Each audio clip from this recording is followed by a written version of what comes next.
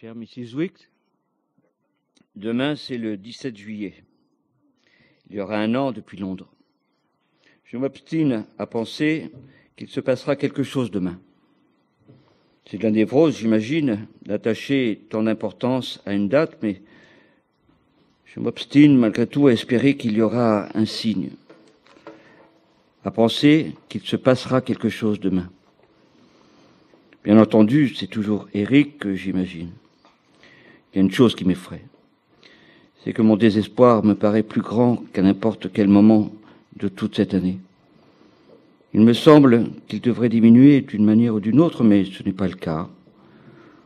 Ou au moins que je devrais devenir saine et raisonnable à ce propos, en tout cas plus que je ne l'étais il y a quelques mois. Mais j'ai l'impression que le temps ne fait que s'intensifier et qu'intensifier la douleur. Je me souviens d'une femme qui s'est suicidée l'été dernier à Santa Fe. C'était le 7e anniversaire de la mort de son fils. Au moment même, j'avais trouvé étrange qu'elle ait succombé après avoir eu la force de supporter toutes ces années. Maintenant, je crois que je comprends que le désespoir ne cesse d'augmenter. Le temps n'est qu'un creuset dont le feu intensifie le contenu, le réduisant à son essence, et il en résulte un poison rapide et sûr, d'une pureté absolue et d'une efficacité sans défaut. Ce mois de juin a été une accumulation d'intensité. Au moins, il aura servi à me démontrer une chose importante, que loin d'être libre, j'étais encore englouti dans l'espoir. Nous avons donné une fête un samedi, le dernier samedi de la session de juin. Eric était là. Tout s'est bien passé. Alors, il m'a demandé s'il pouvait assister à mon cours le lendemain. Il est venu et il m'a dit combien il trouvait ça beau. Puis, il est revenu le lendemain en demandant de pouvoir regarder.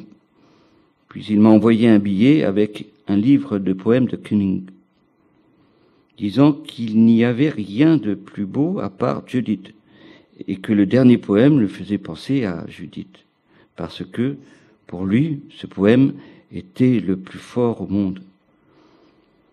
Petit raffinement d'une torture exquise, même si ce n'est pas ainsi qu'il le concevait. Il serait choqué si je disais ça. J'ai fait quelque chose quand je l'ai remercié pour le livre. C'était idiot, mais je n'ai pas pu m'en empêcher. C'était le dernier jour et j'étais là, c'est un peu perdu. Je lui ai demandé s'il voulait que je divorce cet été, car je n'en avais pas l'intention, sauf s'il le souhaitait. Je ne sais pas pourquoi j'ai dit ça. Je voulais le toucher, le blesser, avoir un contact personnel avec lui. C'était faible et stupide. Je n'ai pas pleurniché, mais je lui ai dit que je l'aimais encore. Il a dit que oui, il le savait, et que je n'avais pas besoin de divorcer, qu'on pouvait laisser les choses se résoudre d'elles-mêmes. Vous voyez combien tout cela est profond, combien les racines sont tenaces, même si elles ne trouvent plus de terre où s'accrocher, où se nourrir. Je ne suis pas une très bonne patiente, je suis volontaire et obstinée. Je n'ai fait qu'une chose positive. J'avais une idée de ballet et j'ai écrit à Virgil Thompson pour lui demander s'il serait disposé à en écrire la musique. Je ne lui ai pas envoyé l'argument parce que il pourrait soit s'impliquer, soit demeurer peu réceptif. Il ne s'agit pas de Scarlet Letter. Je n'ai pas envie, en ce moment, de me glisser dans la peau d'une autre femme, mais j'y reviendrai peut-être un jour. Ça se passe en une nuit. Le titre provisoire est « La pointe aux loups » ou « Le cap des loups ». Je pense au Point Lobos, avec tous ces beaux arbres tordus. C'est une nuit ou une année ou une vie. En tout cas, c'est une crise. Et les loups sont ces affamés qui vous déchirent le cœur avec cet appétit cruel qui est le leur. La compagnie entière y participerait, mais le sujet principal est une femme dans la nuit au bord de l'une de ces flaques abandonnées sur les plages par les marées où flottent des débris de bois, des choses mortes. Cela forme une suite. Tempête dans les ténèbres, lever de la lune, coucher de la lune, obscurité profonde, arrivée de l'aube. J'ai délibérément ajouté l'aube. Je sais qu'il doit y avoir une aube, mais jusqu'ici, je n'en ai ni sensation ni certitude. Mais c'est logique que l'aube vienne, baignée de lumière, l'essence d'un jour. Si je parviens à progresser jusqu'à cet instant, peut-être saisirai-je un peu de ce beau vert éphémère et subtil qui marque l'aube, ce retour de la couleur et à la vie. Peut-être ne suis-je pas même arrivé à cet instant d'obscurité profonde qui la précède. Peut-être suis-je encore plongé dans les fantasmes étranges du monde lunaire, belle et terrible image, moins terrible pourtant que la réalité de ce qui est, qui me lancerait dans ce bel anonymat de l'aube. Ça paraît vague, ça l'est, et en même temps, ça ne l'est pas.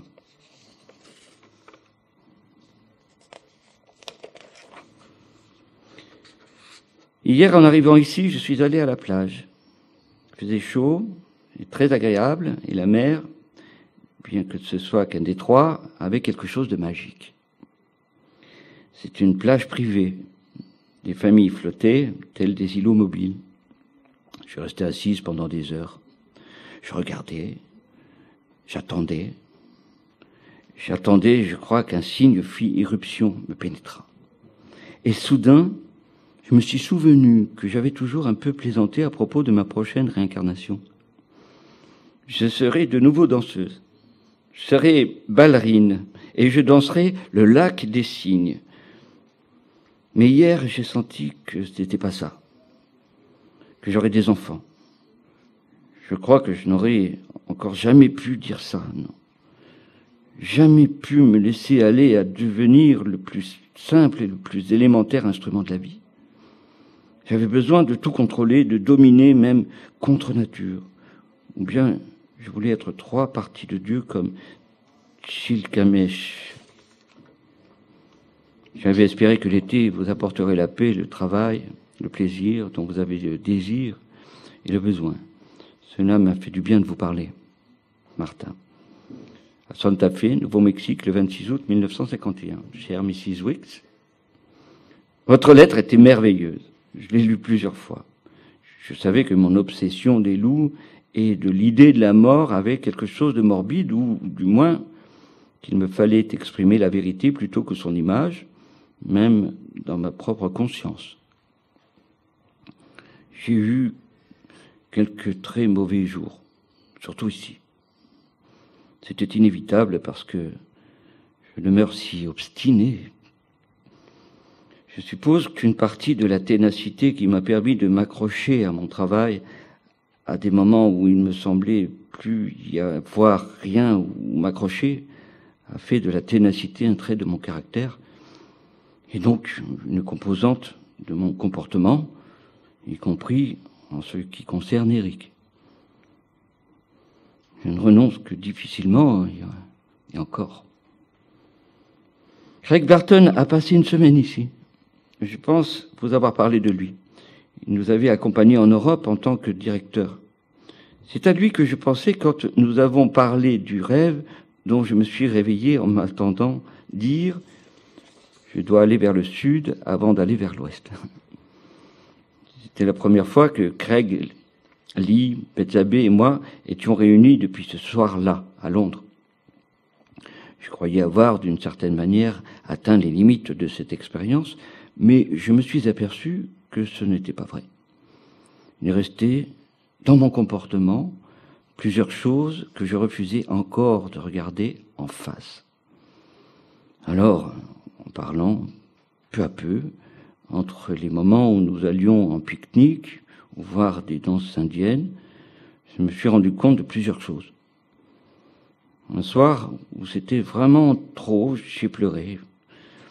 Craig en était terrifié, comme le sont en général certains hommes incapables de réagir devant une femme en pleine crise élémentaire. Mais après quelques jours de tension, tout cela s'est mis en place et m'apparaît maintenant comme un élément inévitable du tableau que je dois composer. Les hommes sont partis depuis une semaine. Comme d'habitude, il y a eu des réceptions ici et c'était agréable. Demain, nous allons dîner à Los Alamos. C'est toujours étrange et complexe dans ses effets. Cela suscite ici un grand antagonisme. C'est inévitable. Mais il y a aussi un autre effet, j'en suis certaine, qui pourrait être constructif. Il m'a semblé qu'un combat se déroulait ici entre le bien et le mal, au sens allégorique, et qu'il les fallait tous les deux pour atteindre à l'absolu, ou peut-être, je veux dire, à un absolu,